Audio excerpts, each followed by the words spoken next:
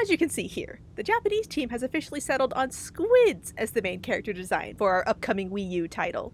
Because, they couldn't really find an in-universe reason for bunnies to be blasting ink at each other. Speaking of in-universe, the team also had a few ideas for a little background story to explain why the squids are so invested in competitive parkour paintball. 12,000 years ago! What? We don't have time for that? Okay, let me just speed this up. So yeah, Splatoon.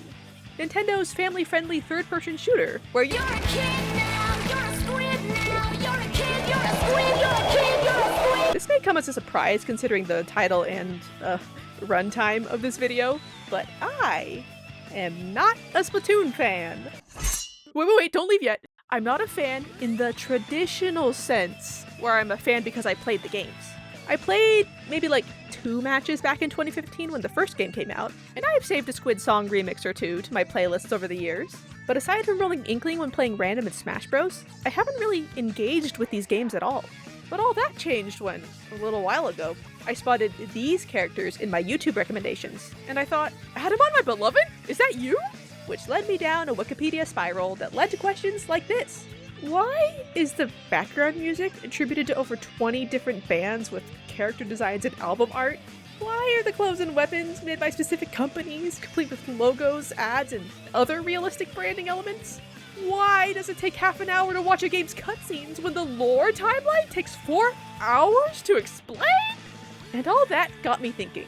Okay, so the Silly Squid paintball game is way deeper than I thought. How did all that start? What inspired the devs to make a game set in such a rich world full of history and culture and characters that just feels so alive? Tell me your secrets, oh wise Splatoon producer and basically overseer of the entire franchise Hisashi Nogami. How did you do it? それを元にゲームを作ろうというやっぱりまずゲームがあって、このゲームの遊びに合わせたキャラクターを作るっていうのが任天堂の考え方ですね。Oh. So, Nintendo didn't think about the world at all.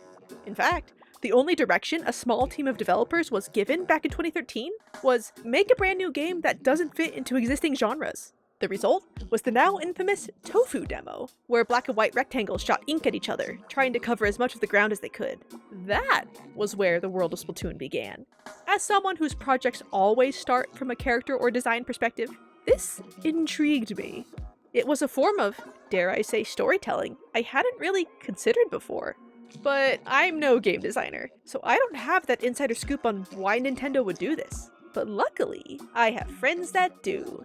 Tethergeist is a 2D precision platformer created by a team of only 3 people. And 2 of those people are my friends Rae and Noah. While it has a story and plenty of world building, Tethergeist also started out gameplay first, thanks to a Game Jam theme back in 2021. So I asked Rae and Noah, why is it game mechanics first and not world or story first? Games are things you play, right? They're something you do. Whether it's like a sporting game or a board game or a video game, the thing you do is the thing that gets you, like, in the game. When a gamer sees a game and they like what they see, it's because they want to do that thing. They want to embody the character, they want to hack and slash, they want to jump up on the platforms, they want to have that experience and do that thing. And so you don't say like, hey, come experience this story, you'll be doing like first-person shooting. No, you say, come do this first-person shooting, you'll be experiencing this story. Otherwise, it's not a game, it's just a movie. Yes. Oh, gotcha! You develop the gameplay first because that's the medium you're working in. You wouldn't start sculpting with clay if you wanted to write a movie, or start writing a script for, I don't know, interpretive dance. Games are interactive, so you need to make sure your audience will enjoy that interaction. Otherwise, you run the risk of under-delivering on the game side of your video game. Here I am with one of the greatest games ever done. While the Tofu demo was just a game of black and white rectangles shooting at each other in a grid, it was a fun game of black and white rectangles shooting at each other in a grid. Everything that makes Splatoon was already in place.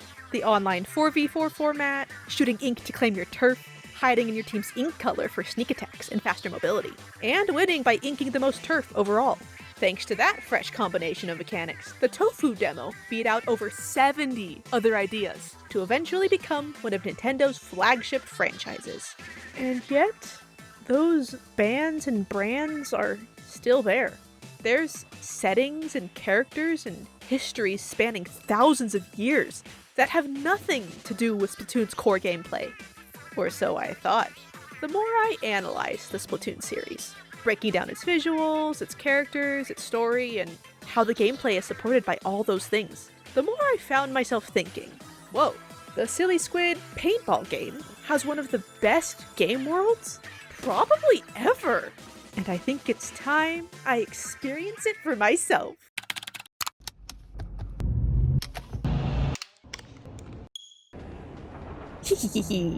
How do you do, fellow squids?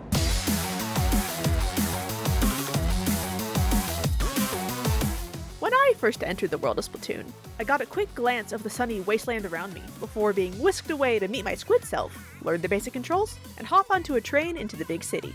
I was only 5 minutes into the game, but already blown away by the attention to detail everywhere I looked. The game doesn't just drop you in a generic desert, it drops you into a junkyard filled with rusty train cars decked out in graffiti, and a lonely train station with a broken roof, connected to some distant world by ramshackle power lines that gently sway in the breeze. These places only exist for a split second in the full scope of the game, but still feel like they have so much history behind them. Your starting gear tells a similar story about the character you'll be embodying. Although your cephalopod self is a blank slate for you to characterize as you'd like, there's a general base vibe there. You're ratty and scrappy, using a soda bottle to carry your ink, faithfully followed by your little buddy, a capricious little guy who sniffs out your first weapon from an abandoned crate. I've only had little buddy for a day and a half, but if anything happened to him, etc., just look at him. Behold the lad. But my favorite little detail about this tutorial section is this simple train ride sequence that sets up the world you're about to experience. Your fellow passengers set the stage for the sea life theme. A super catchy song wafts through the crackly speakers, and a glittering city approaches in the distance before we fade to white and...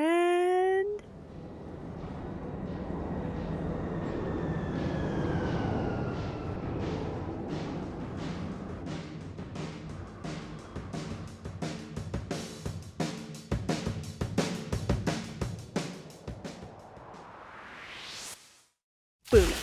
You are now, officially, in the world of Splatoon. But the craziest thing about this train scene, these few seconds that required modeling, texturing, audio edits, and more, is that it went totally unused anywhere else in the game until the Side Order DLC dropped in 2024! That's like 2 years after Splatoon 3 came out! But yet it's there, to explain how you get to the city, where the game truly begins. They didn't have to do that! When I first stepped off the train into the bustling metropolis of Splatsville, I was in awe of the colorful chaos around me. It felt so fantastic and alien, yet so familiar at the same time. Planes and trains rumbled overhead, laundry hung out of apartment windows in the distance, little shops filled the side streets, and electric signs filled the skyline, playing ads for resorts and national parks that gave a glimpse of life outside this slice of city. They even nailed the less glamorous parts of city life, which only made it feel more real. But wait a second.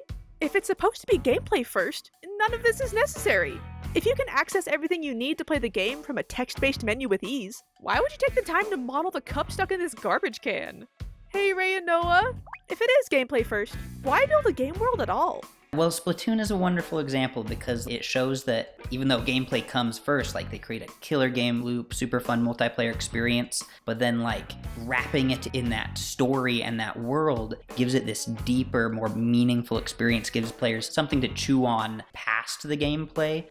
It just creates that multi-layered experience where a game that's gameplay only stops as soon as you shut off the game. Yeah, and it gives you motivation for what you're doing in the game. So for example, Tethergeist is a side-scrolling precision platformer, a lot like Celeste or Ori, and it's about a girl who lives in a village where everybody in the village has the ability to astrally project their spirits and then teleport to where their spirit is. But May is different. She has a tether, so her mobility is limited, and that's the whole base mechanic of the gameplay, is using that tether to navigate through obstacles.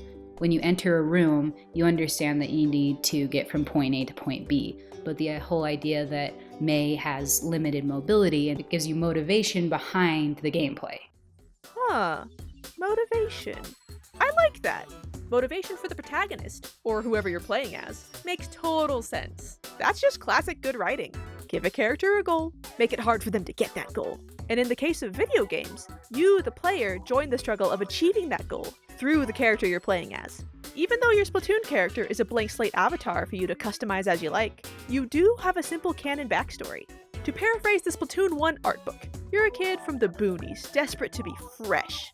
So you head to the big city to prove that freshness to the world by playing the hottest sport around. More on that later. Player motivation is a little more nuanced. Like Noah mentioned earlier, you want to play a game because of something you'll do, and that can vary from person to person. You're witnessing the first of 316 collectibles right there. For example, when I was a kid, I was obsessed with the Pokemon Mystery Dungeon games. I liked going on adventures and having a Pokemon BFF and figuring out all the crazy lore behind this world where Pokemon had their own little frontier societies. If I'm being honest, the dungeon crawling gameplay stressed me out a lot, but I wanted to progress the story, so I kept playing. That was my motivation. I also loved the DS Mario Party game. I'd play with my siblings all the time, and I remember really liking the boss rush mode. Because I'd sunk so many hours into the game, beating them all back to back was a breeze. Unlimited power was my motivation there. I had fun with both games. But Mario Party didn't have that extra layer of world building that kept me up late at night, imagining dramatic AMVs, the same way Mystery Dungeon did. So it sounds like a good game world makes space for different types of motivation, so it can cater to lots of different types of players. Which brings me to another question. How do you figure out those world building motivations? What's the process like? You look at the gameplay that's being proposed or being experienced, and you see that there's a story being told through the gameplay. Whether that gameplay is hitting something, or shooting something, or jumping off of something. If you're hitting something, why are you hitting it? Are you fighting something? Are you building something? If you're shooting something, like, who are you shooting? Are you on a quest for vengeance? Like, there's a story built into these actions, right? PlayStation unintentionally gave us a wonderful case study of this gameplay storytelling process when they created Foam Stars. It's basically Splatoon. PlayStation wanted their own Splatoon. It's the same functional mechanic, but Foam Stars, they're shooting foam, and it's a bunch of humans. You'd think these humans are just shooting foam out of their guns because they have foam guns. No. In some ill-fated attempt to create story and lore behind the world, the humans all create foam naturally out of their bodies. What? That is the correct response. I used to really hate my body for making foam. I thought I was a freak. But you can see how they look at Splatoon like, oh, squids shoot ink. Ink is the gameplay mechanic. We have our foam. The humans shoot foam because story, right? You can see that desire they have for story, but man, they miss the mark because everybody hears that and they're like, what? That's not interesting. Interesting enough, yeah, to get a bunch of people obsessed with the lore behind these foaming humans. So with Tethergeist, Jordan, our programmer, came up with this mechanic where the main character was attached to her spirit. We started off with this kind of personal insight from Jordan, who has a daughter with spina bifida, so she has limited mobility, and that inspired us to imbue that into May. Why is she tethered to her spirit? What does this mean in the world? Why can she astrally project? Why is she even traveling through this world in the first place? What's her goal? And we decided it's because it's a pilgrimage to this temple, and May has to do it the hard way. And along the path, every biome you go through has a story, a role to play in this world where maybe there used to be outposts of this ancient civilization that are no longer there, or there's towns there built on top of these ruins that have completely forgotten what was there originally. Each biome just allows us to slowly build up that story and experience. Oh, okay. I think I get it. You have to work backwards from what the gameplay is, and create a world where that gameplay would happen naturally. But you can't just stop at an explanation that technically works. Otherwise, you'll pull a Foam Stars and make your players go. And it's not like the Splatoon team decided to use squids as their characters right off the bat. They had to fight for that solution. Their gameplay was locked in, but they couldn't decide what type of character could support both main mechanics, ink wielding and ink camouflage, at once. Tofu Blocks got the job done. but weren't cute enough to stand shoulder to shoulder with icons like Mario. The bunnies they tried next kinda worked. They were cute, stood out well against the colored ink, and are apparently very territorial in real life. But bunnies were almost more confusing than tofu. Why are the rabbits shooting ink? People would ask. And the team couldn't give them a good answer. So co-director Tsubasa Sakaguchi wrote down everything the character needed to be, from its size and silhouette to the weapons and actions it needed to use, while also considering what motifs made sense for an ink-wielding character. And one, out of many options, was squid.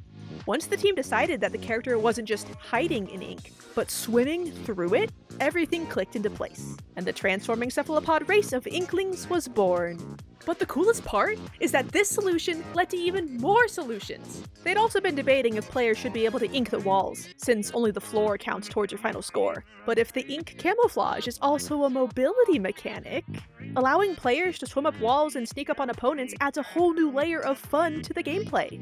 This is everything good game world building should be. You find your fun mechanic, then build your world around that mechanic in a way that makes sense. Which leads us to the world of the mollusk era, where sporty sea life became Earth's new dominant species after humanity annihilated itself over a course of 5 world wars. Rated everyone 10 and up. Like with Tethergeist, where May's society explains her ability to astrally project, the world of Splatoon explains why the Squid Kids are running wild in the streets with giant paint rollers. It's a sport called Turf War, but not just any sport, the sport. According to Splatoon 2 directors Seita Noi and Yusuke Amano, Turf War has the same cultural importance that soccer does in Brazil. And that's 2 down on the side. That's 3 down. It's just the ball left. It's only rocket. This might be the knockout. The ball. They also explain that Turf War started because of the instinctive territorial conflict of Inklings. By letting them have turf wars, it dissipates their combative spirit, and if they don't do battle, a real war will break out. So Splatoon is about war games! Didn't expect that, did ya? You know, a real war actually did happen 100 years ago, as rising sea levels led to territorial disputes between the Inklings and their technologically advanced rivals, the Octarians. Oh, but I can't let myself get too deep into the lore. I've got enough to talk about as is, and I've, already sold my soul to another game for the time being. This cultural sport world-building decision also led to the fantastic yet familiar vibe of the hub worlds. Hisashi Nogami, remember him? Put it this way. We thought players would be more motivated to paint when they're playing in a more realistic landscape. In the game world, the whole act of shooting ink around for fun is like going skateboarding or riding a BMX in our world. It's a bit dangerous, and you do it on the streets. So in that sense, it's inspired by extreme sports. You know, all this reminds me of when something is diegetic in a movie. Like in the opening of Spider-Verse when Sunflower's playing. We're hearing the song as the soundtrack of the movie. But Miles is hearing it through his headphones as he draws. Sunflower is diegetic. It's a cinematic editing decision made by the real-life people making the movie, but also a song that exists in universe for the characters. Miles! Yeah. Are you finished packing for school? Yeah. Wait a second. Everything is diegetic in Splatoon. You don't just warp to the hub world after doing the tutorial. You take a train there.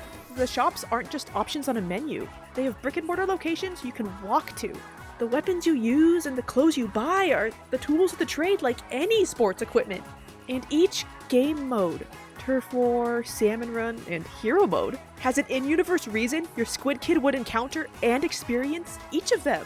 Speaking of which, we've spent too much time just sitting out here. Let's take a tour of Splatoon's game modes and see how this wonderful world expands with each one. Alright, so if you follow me up these stairs, we'll find the Turf War lobby. You can't miss it. It's the giant tower right in the center of the plaza. For those of you who came in late, Turf War is an online multiplayer shooter where you and 3 teammates work together to cover as much of the stage as possible in your team's ink color.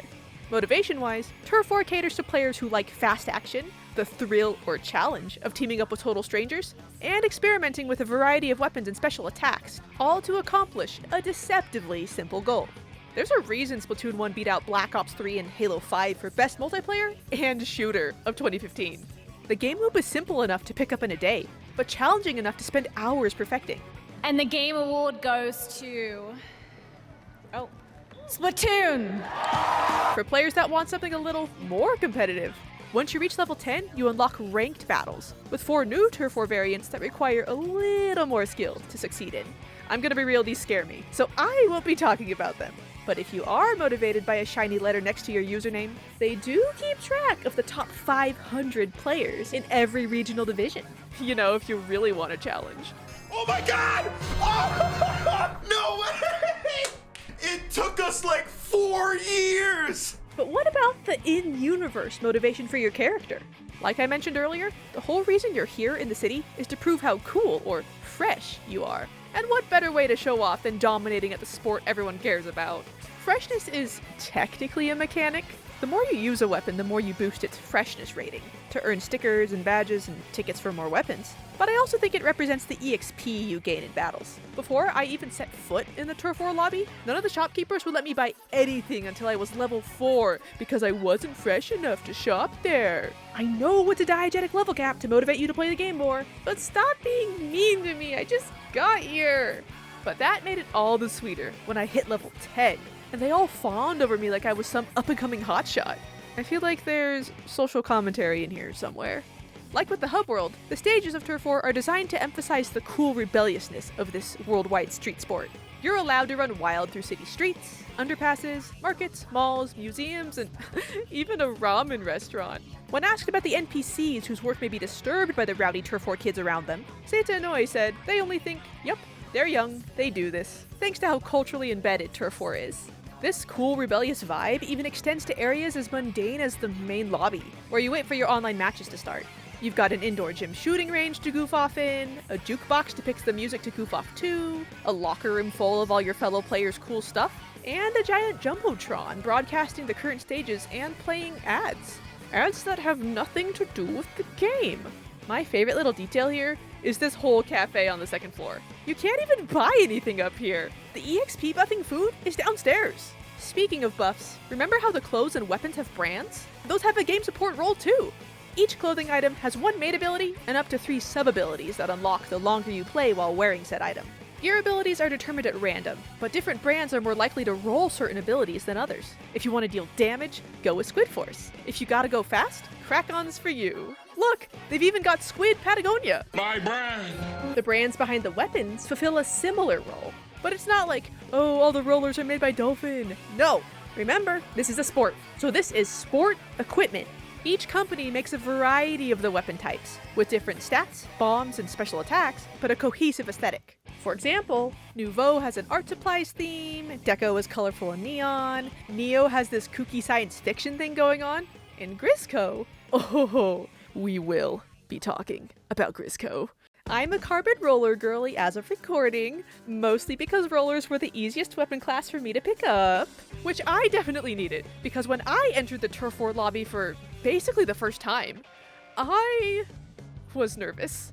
I hadn't played any kind of competitive sport, virtual or otherwise, in years. So I'll admit it, I got gym class flashbacks as my first match booted up.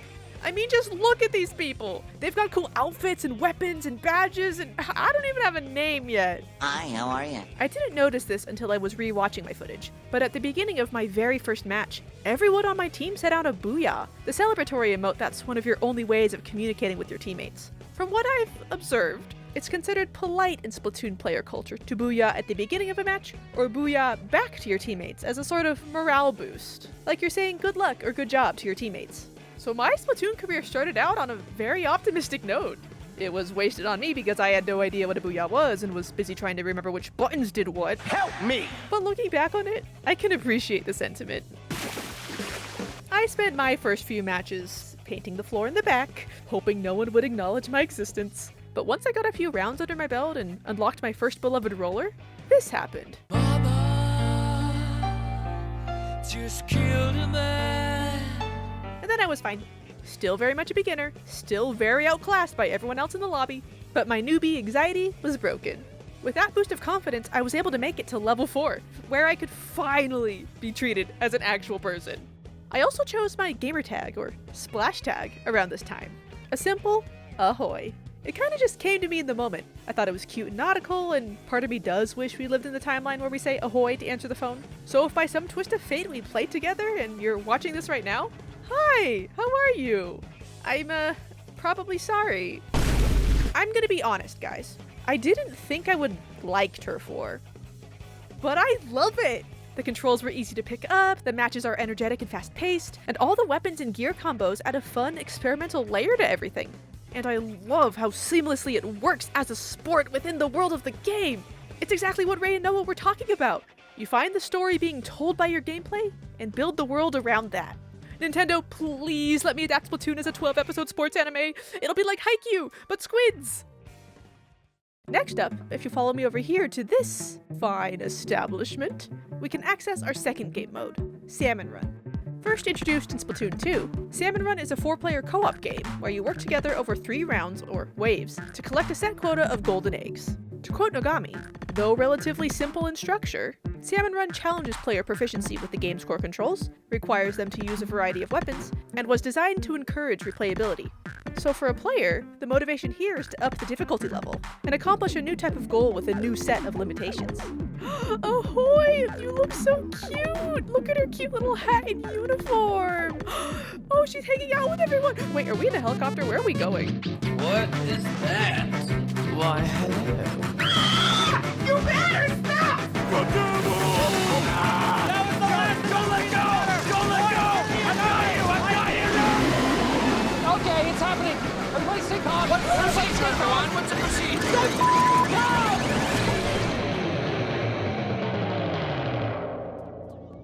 So, Salmon Run is a horror game in disguise, and it's awesome! It spices up the core gameplay with a darker tone and strategic twist that keeps everything, dare I say, fresh. But why is your character in the cephalopod equivalent of mercenary warfare? It's simple. Welcome to your sketchy part-time job. You are now the newest employee of Grizzco Industries, a mysterious company that's always hiring and needs as many golden eggs as possible for some unknown purpose.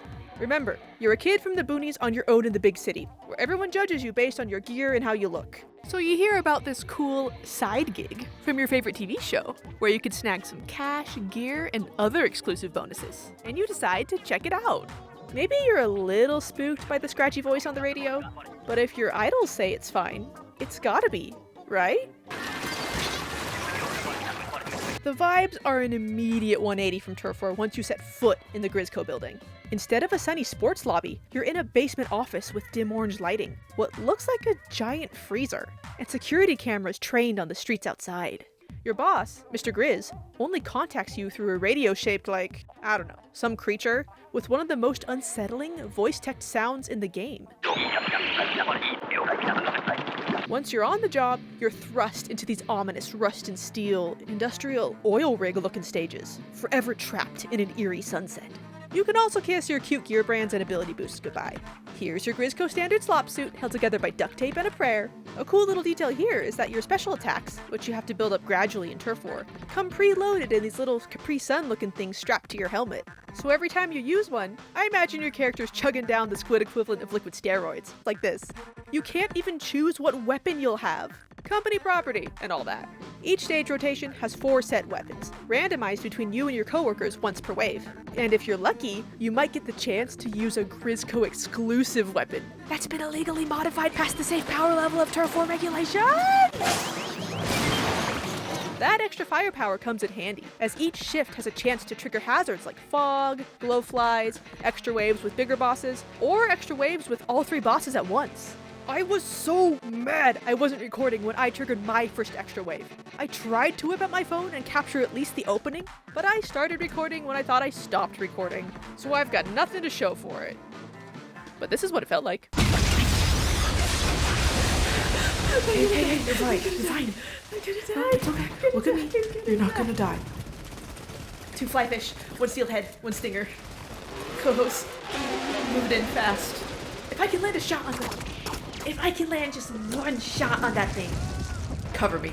What? I said cover me. Wait, no! Hold your position.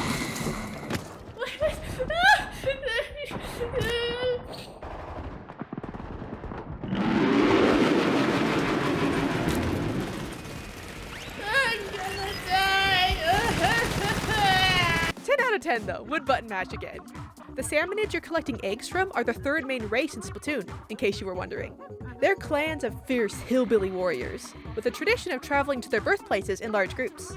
You know, like a real-life salmon run. According to Yusuke Amano and Seita Inoi, they fight clad in utensils to make themselves look tasty.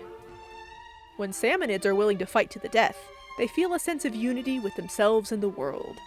Being eaten by other creatures makes them one with the world, and fighting for their clan's pride is equally precious. I know that's weird, guys. Stay with me here. You want to know the best part about all this? It's probably illegal! The eggs you're collecting are a valuable power source, and the salmonids have a treaty to trade their eggs with the Octarians, but not the Inklings. And the special golden eggs Mr. Grizz is oh so fond of are too valuable to be traded in the first place. So the backstory for the co-op side game is that you, the player, are hired by a shady corporation to target a neighboring species on a cultural pilgrimage to steal their most precious resource through weaponized violence. But your victims don't care because death is the highest honor you could bestow on them. Nothing like child labor and 9-to-5 war crimes, am I right, gang? Oh, and your boss, Mr. Grizz, is actually the...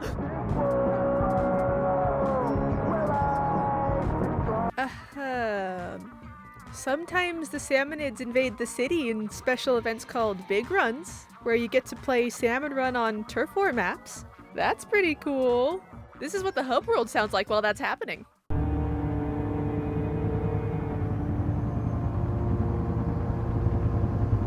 And don't worry, if you've got the DLC where Inkopolis is your hub world, it gets worse.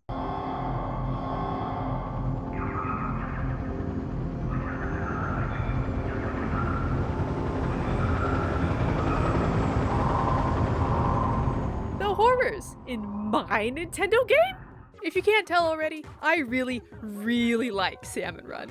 And not just because of all the lore behind it, the gameplay itself is a blast. Figuring out how to support my team instead of just pitting the floor willy-nilly turned on my strategy brain way more than I thought it would. And I easily picked up the new game loop and mechanics thanks to my one-on-one employee orientation with Mr. Grizz himself. Coordination is a mixed bag though, and the EXP pay cuts keep you humble if you have one bad run.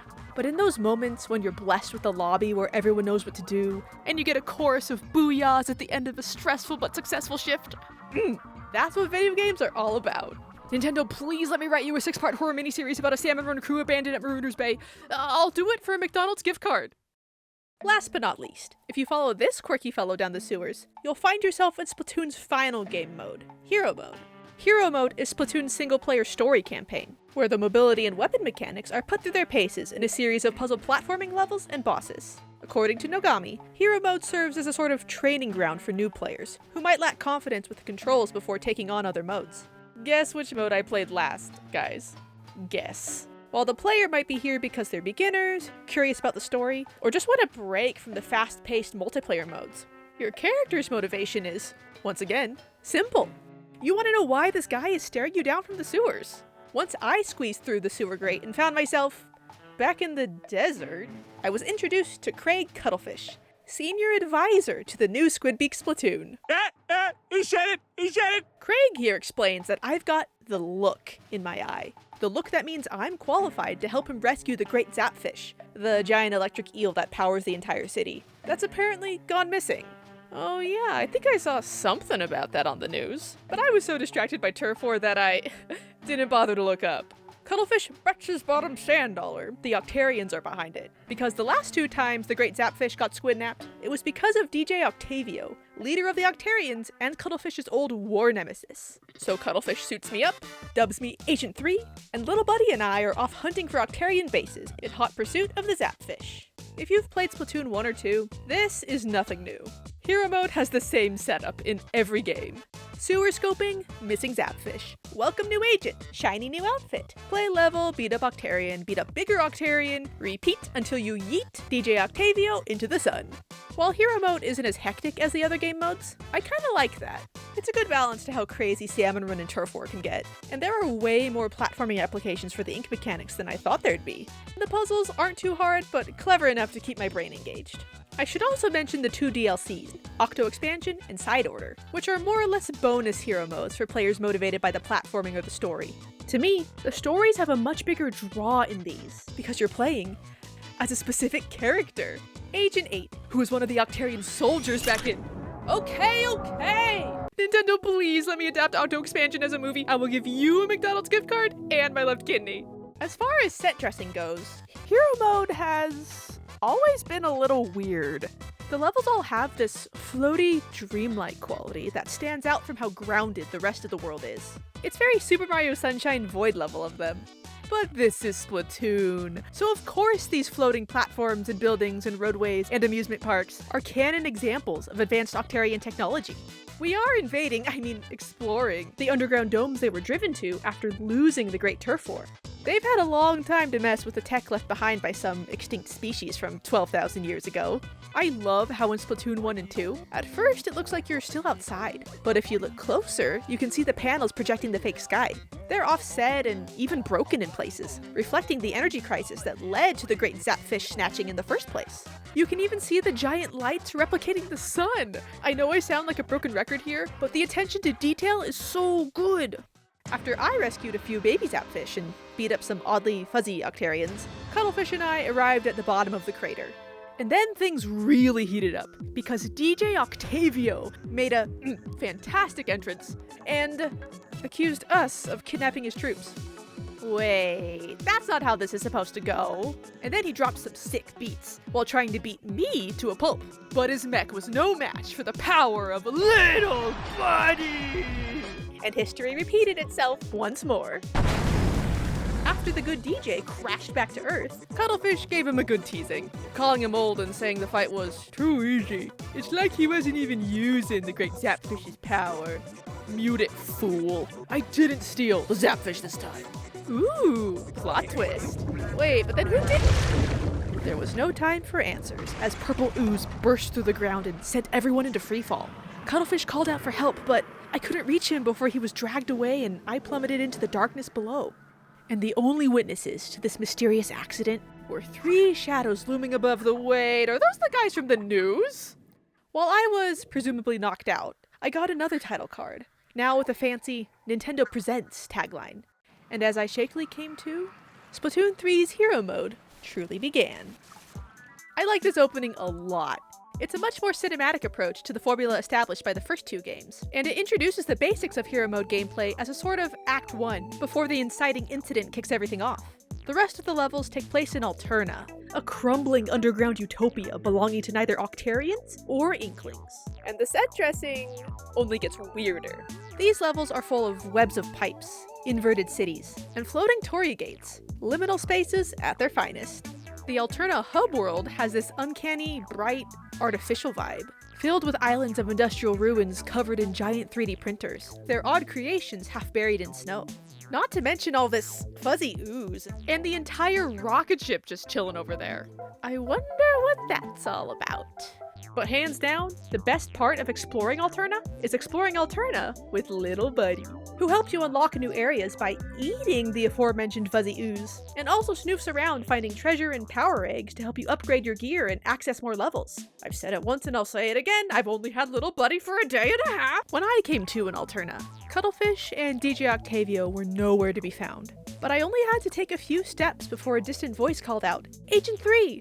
And the new Squidbeak Splatoon was waiting for me. I'm gonna call the plot summary there, guys. I gotta leave something for you to experience yourselves. And that really is all there is to talk about with Splatoon's gameplay. I could talk more about the boss fights or the specifics of the Alterna puzzles, but that's just more of the Tofu demo being amazing in any context. I could easily end the video here. Much like how Nintendo could have easily ended their world building here. We've only scratched the surface, dear viewer. Oh, we're just getting started. It's time to dive deeper into the details that make the world of Splatoon feel truly alive. The details that make the characters fantastic, the culture familiar, and invite the players themselves to play a diegetic role in bringing it all together.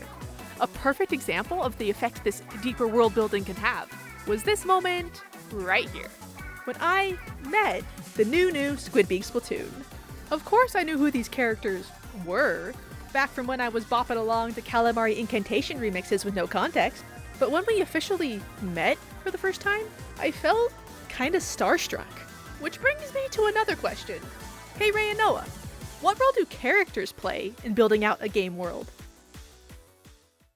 I kind of feel like there's no world without characters. Yeah, you can't really get attached to a world without a character that you fall in love with. I think of how people love Legend of Zelda, right? People get the Triforce tattooed on themselves because they love Link, they love Zelda, they even love Ganondorf, they love that Shark Prince guy. You know who I'm talking about? Can't remember his name. People love that guy. They're beings that you can project upon. You live vicariously through Link, you live vicariously through Shark Guy. You want to be their best friends, you want to hang out with them. You want to save them from Ganon. Without that, it's just Hyrule's beautiful, but without Link and Zelda, it's just a pretty empty field. What's the cause? Yeah, and then you think about games like Fortnite. Fortnite is built around characters, not so much about the world. People love Fortnite because they can embody those characters and see how those characters interact with each other. The same goes for like Super Smash Bros, where you're just taking beloved characters and icons and watching them interact with each other in a fighting situation. These are storyless games, but the characters are just a wrapping that people get excited about. It makes you feel part of the world, part of the community of the game, to meet and connect with those characters. You feel like you met those people and you get to walk away with that experience with that character, and you feel like you're more integrated into that world. Oh, okay. So characters are like the ultimate secret sauce to getting players to connect with a game. Humans are awesome like that. We'll pack bond with anything, pixels and polygons included. Like Rae said, successful games don't always need a big story if they're carried by strong characters. And, Splatoon almost falls into that category. I hope I've made it clear just how much subconscious storytelling is in these games, but the core gameplay rarely interacts with that storytelling. With one major exception, but the colorful cast of Splatoon makes up for that shortcoming in spades. Splatoon's characters are charming, iconic, and full of personality, making it easy for players to connect with them and expand on their short in-game interactions in any way they'd like. Which, for me and my storytelling brain, usually leads to chaos. Wait, you guys are agents? I need one of those. This is so perfect. I've been working on my modeling portfolio. Oh, here, let me show you. Oh, you're so cute. We're not that kind of...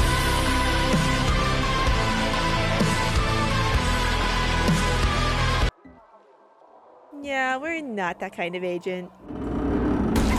I am so obsessed with the hero mode victory screens.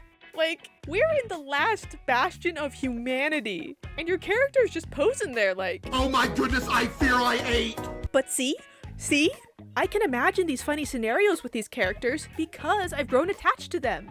I want to find Cuttlefish because he's such a little grandpa and wanted to make sure I'd eaten before going into battle.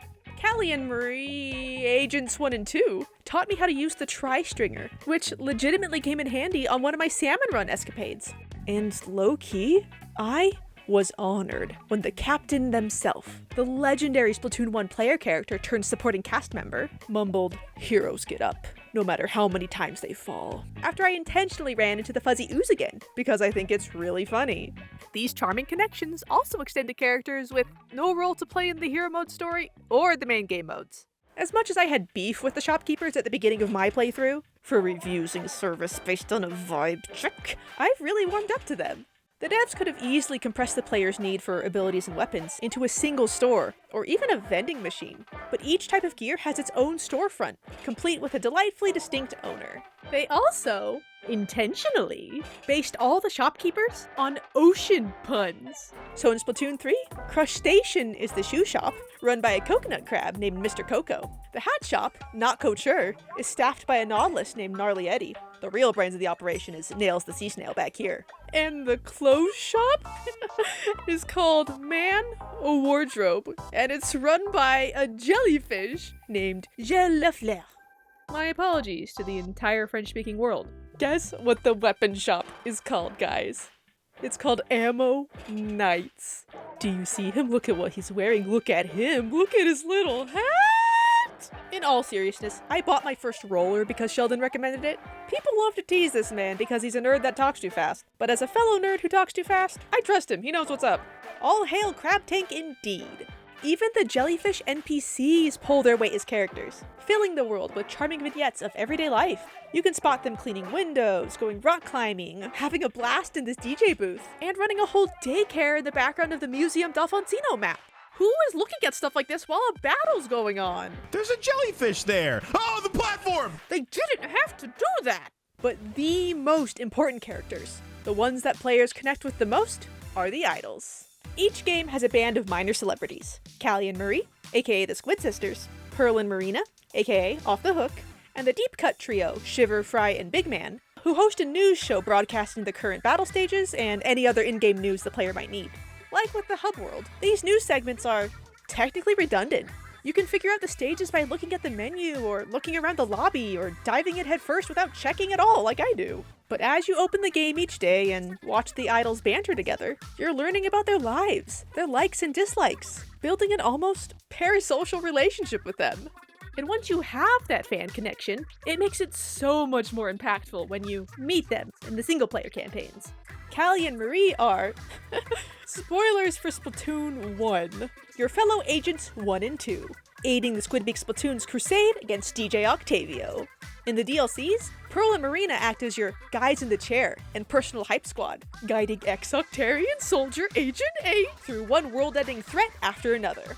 And Shiver, Fry, and Big Man moonlight as treasure hunters eager to plunder the riches of Alterna, which pits them against us as bosses in Splatoon 3's hero mode. My favorite little detail here is that once you've beaten the story mode, the idols no longer greet you with a polite wave or a dirty look when they spot you in the hub world. They're full on excited to see you. You've been through thick and thin on an adventure together. Of course they can pick you out of a crowd. And can I just say how cool it is that most of the heavy hitters in the Splatoon cast are women? Don't get me wrong, I love my Nintendo boys with all my heart, but it's so fun seeing a bunch of ladies with distinct personalities, quirks, and backstories headlining one of Nintendo's biggest IPs. But in my opinion, the biggest testament to the power of these characters is how much I liked them before I even touched a Splatoon game. Like I said way back in the beginning, I listened to their music for years before I knew them as anything beyond the singing squid people with fire character designs. Oh, that's another thing. The idols actually perform as idols, complete with costumes, dances, and a full discography of songs, which you can watch them perform live in concert. Yes, that is a real thing real people spend real money on. I don't know what else to say here, guys. If that's not bonding with a character, I don't know what is.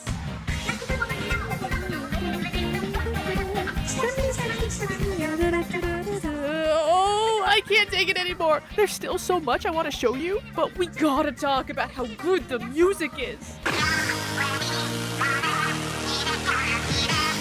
Okay, so we're all in agreement that it's insane to consider the in-universe creator for each song on the Splatoon soundtrack, right?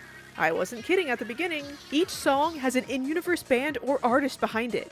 According to sound director and lead composer Toru Minagishi, the music played during battles is not mere background music of the game, but hit songs played by popular bands in the Inkling world. These are the songs the Inklings listen to every day during Turf War battles to hype them up. During the early development of Splatoon 1, Inoue-san said, "Maybe we can start by considering what kind of bands are playing this background music. I believe this was an important suggestion that has led us to create a unique sound for the game." And Inoue himself added, "I thought if the music can account for not only bands existing in this world, but also things like their history, the relationship between their members, and how their approaches to life changed over time, it would add depth to the Inkling world." And depth they did add. So we've got classic punk rock from Wet Floor, big band meets rock and roll from Yoko and the Gold Bazookas, chiptune pop from Chirpy Chips, and whatever this is from Bottom Feeders. And it's not just the music in Turf War. The chaotic, eclectic abomination of a time signature Salmon Run songs are performed by the trio Omega 3, who use their songs to raise morale for their salmonid brethren on the march. The rich bass and beats of the hero mode stages are composed by Octarian bands Turquoise October and Octoplush. And the haunting techno tracks of Octo Expansion are thanks to the one and only Deadfish. They're pretty underground though, you probably haven't heard of them. Ugh, what is up with this smoothie? DJ Octavio writes his own boss music. The dedication, I can't. And if that wasn't enough, most, if not all, the band members have names, ages, and minor backstories. For example, the bassist of Squid Squad, Quinn, left between Splatoon 1 and 2 to form a new band called Despair with an Octoling named Mashup. And by Splatoon 3, his former bandmates refused to show their faces in public, despite the popularity of their new band, Front Row. Scandalous. The idol songs are given even more love. I was surprised to learn that there's not a synthesizer behind their hypnotic, wavering vocals. Each idol has their own voice actor. That subtle human element really packs a punch. I mean, just look at these recording sessions. Each voice actor goes so hard, and they're singing lyrics like this, which is another cool thing. You can learn to sing any of the idol songs. There's no set squid language or anything. The lyrics are total nonsense, but the composers structured that nonsense in a way that flows like a real language. When writing songs for the Squid Sisters, composer Shiho Fuji wrote out the Japanese alphabet and found a pronunciation that, to her, sounded like a squid for each letter. She even sang the lyrics herself to check how they sounded and how easy they were to sing. One of these tests was immortalized as the demo version of the song City of Color, and Fuji herself was canonized as the in-universe producer that gave the Squid Sisters their big break. What a fun little Easter egg! So, at all my real-life friends, Squid Karaoke when? The lyrics are right here! What's stopping us? It can't just be me while I'm mopping the floor, okay? Ya, weni, mare, ni de quiera, hide, juri, you mira quiera son. And if you can believe it, there's even more squid culture we can catch a glimpse of, thanks to items called sunken scrolls hidden throughout hero mode. While these optional collectibles do add a, well, collectible element to check off yet another type of player motivation, they also serve as the only in-game resource for players to learn about the lore, explaining events like the Octarian Energy Crisis and Great Turf War through primary sources like newspaper clippings and old photos. Oddly enough, these scrolls also contain mundane details like snippets of magazine ads and blog posts. But with each of these snippets, a more complete picture of the squid world starts to take shape. We learn that the squids have Instagram, a space program, the Renaissance, folk songs, apocalypse myths, college theses, identity forgery, and propaganda. Say it with me, class. My favorite little detail here is that I now know the crustacean behind the design of the Turf War lobby. His name is Glenn Fiddler, and he'll eat the smaller of his two claws if you don't have a good time in his building. There is a crab architect who designed the Squid Sports lobby. He has a business card. They didn't have to do that! I feel like I can't say it enough. There's just so much care given to this type of background world building, and most players probably won't even notice it because it's so subtle. You could argue that this all goes back to gameplay support, like the music setting an emotional backdrop for each game mode, or the sunken scrolls adding another angle to the gameplay. But there's a difference between designing an environment and designing the character that designed that environment in-universe. Like with the train ride, details like this take time and research and craftsmanship that, from a cynical perspective, doesn't need to be there for the game to succeed. But because it is there, it results in a game world that feels real. Because it feels lived in. And there's nothing quite like finding a sliver of lore to make your players' imaginations run wild. That is how you attract players motivated by storytelling, adding yet another type of motivation Splatoon excels at. It's so cool. There's so much more I could keep talking about. The card game, the celebrity drama, the convoluted requirements to do a little fist bump in the victory screen, the fact that there's a cat judging the matches, and believe me, there is lore behind the cat. But we haven't even talked about the most brilliant part of Splatoon's world building. How the players impact the world.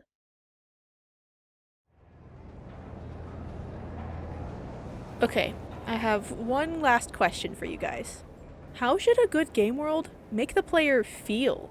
I think it comes down to, again, that sense of embodiment and feeling like you are immersed in this world and are now like walking away with a new life experience. You feel triumphant because you did that thing. Like another reason why people get the Triforce on their arm is because they accomplished obtaining the Triforce. Like that is an accomplishment that they feel like they they won and earned, and playing a game leaves you with that feeling of accomplishment. Yeah, I agree. It's all about immersion, being in that world and caring about that world. Caring about it can include not liking it, in the case of maybe a world like Bloodborne or any Dark Souls game. Those are miserable worlds that you don't want to hang out in, right? But people care about them in that, like, they want to know what's going on. As long as the world just has you invested in what's happening in it, it'll keep players coming back. With Tethergeist, we want people to feel by the end of the game that along with May, they've accomplished this really hard journey. Despite their mysterious illness and their limited mobility, they were able to make it to the temple. With Splatoon, people want to feel this sense of camaraderie and like team spirit and feeling like you won a game and celebrating that win. Celebrating camaraderie? Indeed. I think the biggest reason Splatoon's world building is so successful is because the players build that camaraderie not only with each other, but with the game world itself. And that's because the developers consider the players part of the world. To quote Seita Inoi, "We are not the only ones creating the game. The passion and involvement of all the fans is a part of the process." And I think that is one of the aspects that makes the Inkling world feel more real. There's a couple cool ways this involvement comes into effect. For one thing, time passes at the same rate in the Squid world as it does in ours. Characters that are young in one game are all grown up in the next, and the trends in clothing and music age along with them. Since Splatoon is a living game, where new content can be added long after release, the devs have time to see what fans are saying and incorporate what feedback they can into the game moving forward. In an interview back in 2018, Nagami said they even check Twitter, Tumblr, and Reddit on top of playing online themselves to keep tabs on the fan community. So when the game updates, it's not a retroactive thing that's always been there. From your Squid Kids perspective, Nouveau released the Paintbrush, a bunch of brands released their new collections, Yoko and the Gold Bazookas released a new song, and the Barnacle and Dime Mall opened up a Turf War stage. I am absolutely delighted by how Nintendo frames these updates and other game news as reports from the Squid Research Lab, as if they're actually documenting Squid World news for us. I am a member of Squid Research Lab. We talked earlier about NPCs, and guess what? You are an NPC. The Inklings and Octolings hanging out in the hub world are other online players, and the people you've most recently played with are chilling by the lobbies where you met them. You can even see ghosts of your teammates messing around in real time while you're waiting for your match to start. A detail director Shintaro Sato says they added to help players feel the presence of others right then and there. And all this means your character is chilling in the lobby or hub world of some stranger. And I think that's neat. I hope I'm doing a cool pose wherever I am, and not planning to rob someone like this lovely citizen. You may have also heard about Splatoon's iconic social post system, a remnant of the bygone Miiverse days of Splatoon 1, where you can share drawings or notes that show up above your head or as graffiti in the city and stages. People are sharing their art and thoughts and reacting to important cultural events, just like real life. And yes, that does get as unhinged as you'd expect.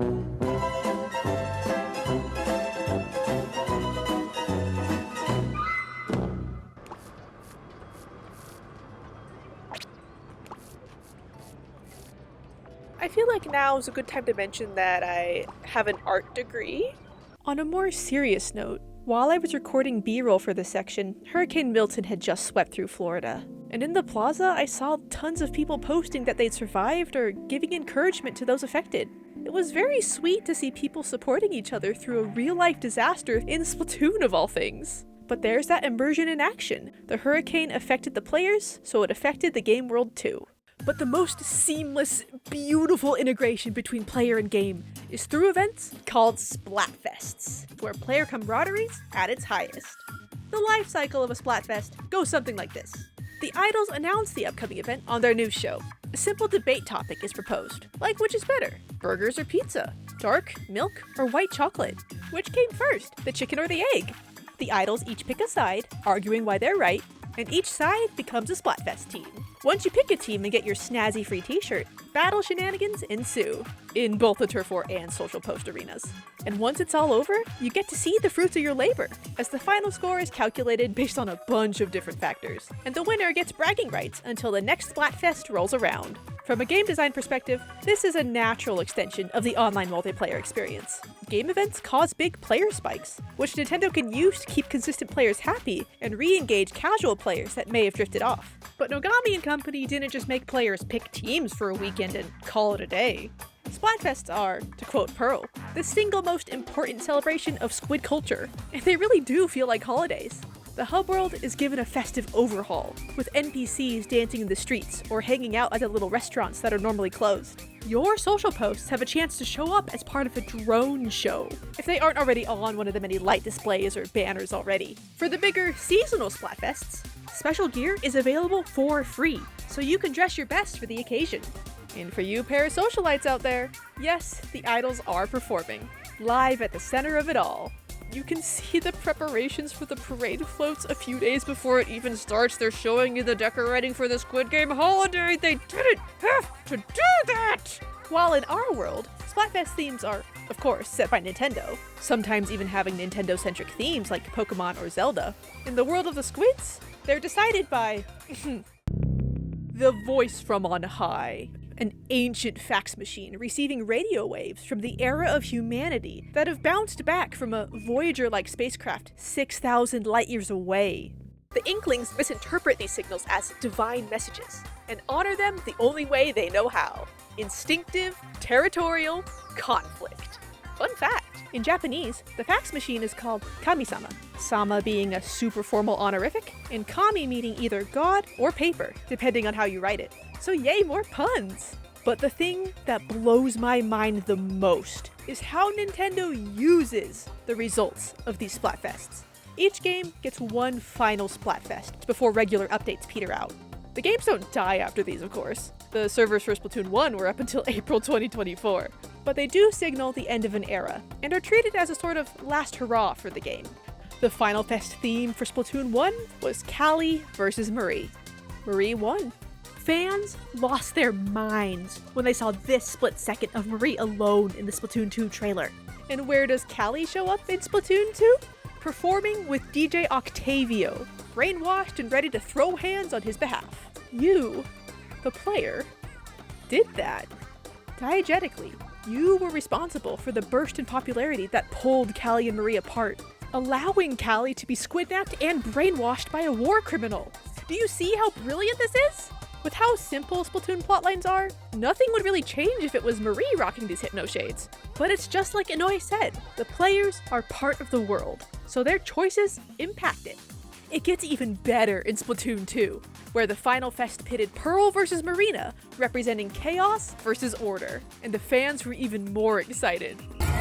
Absolute goddess! Pearl, pampered and privileged from a lifetime of luxury, advocated for the spontaneity and opportunity of a world of chaos. While Marina, having escaped life in an oppressive military state where she used her mechanical genius to design weapons for the government, argued for the balance and security of order.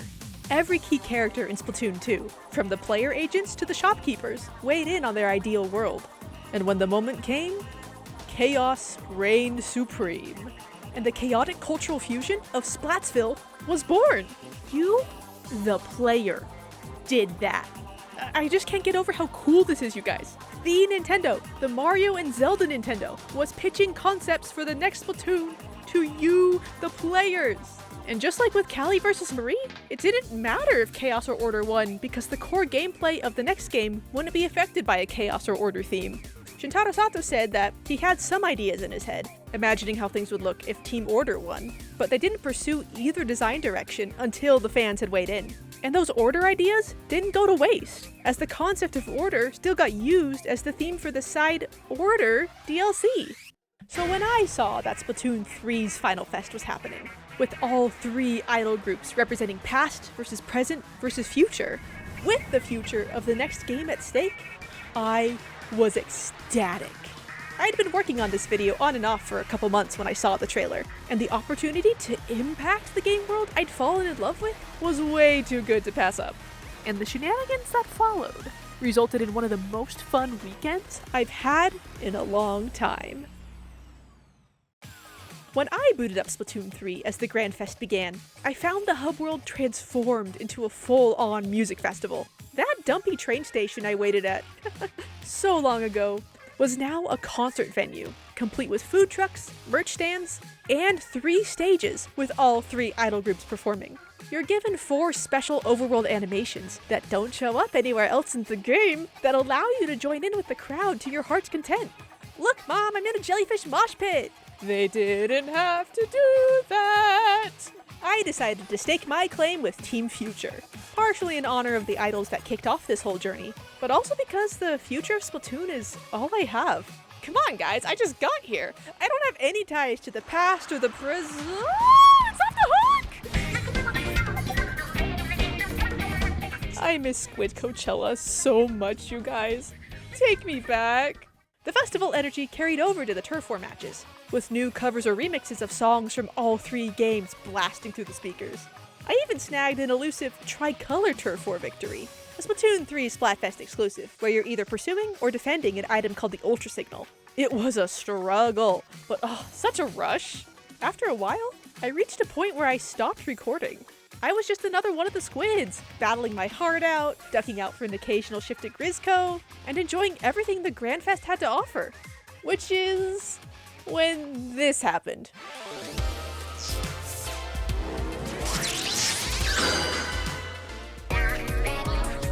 Let me break down why my jaw dropped when I saw this. In Splatfests, you have a chance to trigger a ×10 battle, where the points you earn are, shocker, multiplied by 10. You also win an item called a Festival Shell, and the more Festival Shells you have, the bigger chance you have to trigger a ×100 battle. I think you can guess what that one does. I'd seen, and lost, both ×10 and ×100 matches, so the moment I saw that number pop up, I knew it was a big deal. I later found out that it only happens when both sides trigger a ×100 match, so it was rare too. I stared in surprise for a moment, before my hands started shaking and the performance pressure bubbled up inside my brain. Because, dear viewer, at this point, I'd been playing Splatoon for 3 days. Yeah, this was supposed to be a 20-minute breakdown of Splatoon's environment and character designs. I had a script and everything. But then I saw the Grand Fest trailer on September 10th, got my copy of the game on September 11th, the Grand Fest started on the 13th, and I triggered this match on the 14th. So there I was, 1 squid, 3 comrades, fighting for the future. My heart was pounding. My eyes saw the world in swaths of green and pink. My brain fell into this strange flow between analyzing my options and letting what little intuition I had take the lead. And maybe it was this splat here, or that cleanup over there, or the Grand Fest exclusive medley including the Calamari Incantation, the ancient anthem that canonically gives power to those that hear it. But before I knew it, the whistle blew. The cats assembled, and... Wait, what?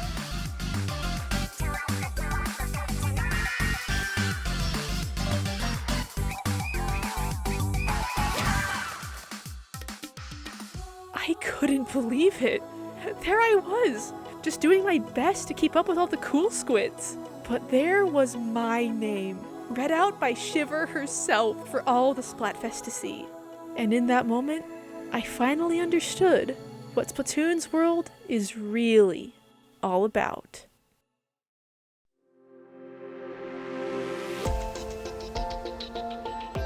Way back in the beginning of this video, Rae and Noah told me that video games are things you do, things you participate in.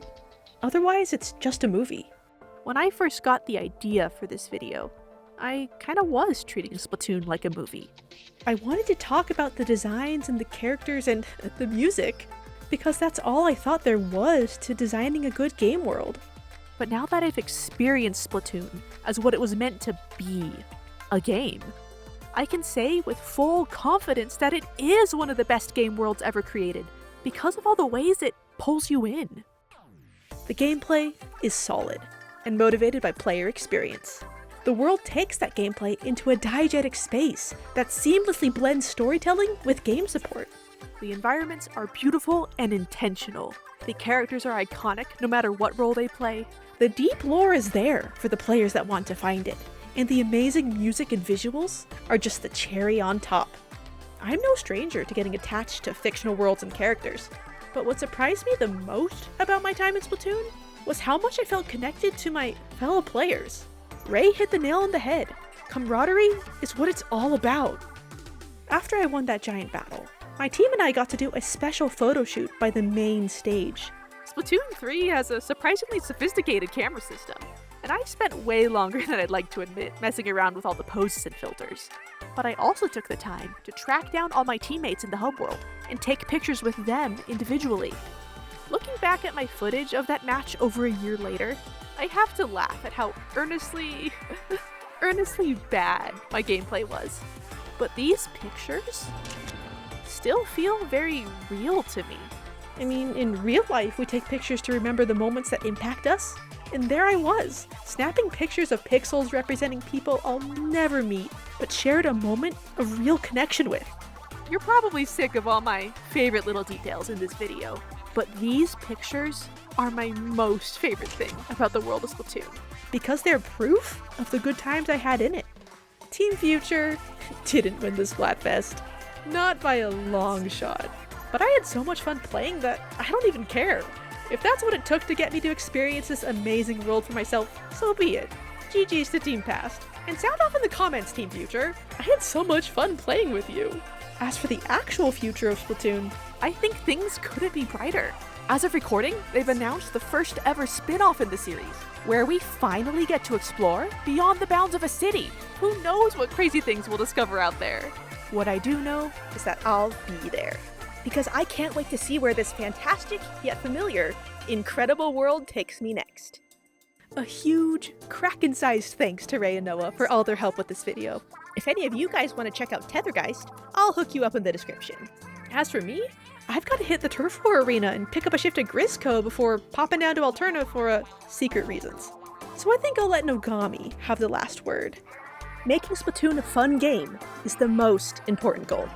But what we're also aiming for is creating a world where people have fun just by being there. As you grow, the Splatoon world itself evolves as well. We want everyone to enjoy this process together. They didn't have to do that, but I'm so glad they did.